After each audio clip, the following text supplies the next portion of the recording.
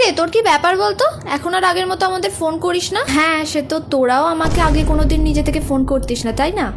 তাই এখন আমিও তোদের মতো কিছু সো কল ফ্রেন্ডসদের নিজে থেকে আগ বাড়িয়ে ফোন করা বন্ধ করে দিয়েছি রে। কি রে, শুনলাম তুই নাকি আমাদের সাথে ঘুরতে যাওয়ার প্ল্যানে না করে দিয়েছিস?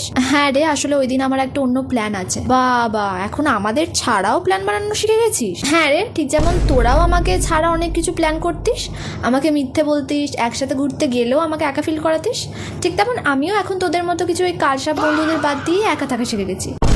ওই বলছে আমাদের টাকাটা একটু পে করে দে না রে, তোকে নেক্সট টাইম আমরা ঠিক ফেরত দিয়ে দেবো। না রে, কারণ তোদের এই নেক্সট টাইমটা কোনোদিনও আসেই না। এর আগেও আমি প্রত্যেকবার তোদের টাকাটা দিয়ে দিতাম আর তোরা সেটা আমাকে কোনোদিনও ফেরতই দিতিস না, তাই এখন আর সেটা হবে না রে। তুই না আগের থেকে অনেক পাল্টে গেছিস বুঝলি, রুড, অ্যারোগেন্ট, আমাদের সবার সাথে খারাপ ব্যবহারও করছিস। কি হয়েছে বলতো তোর? হ্যাঁ সেই, এখন যে আর নিজেকে সবাইকে ইউজ করতে দিই না তাই খারাপ তো আমি হবই, তাই না? তাহলে না আমার এরকম খারাপ, রুড আর অ্যারোগেন্ট অনেক আগেই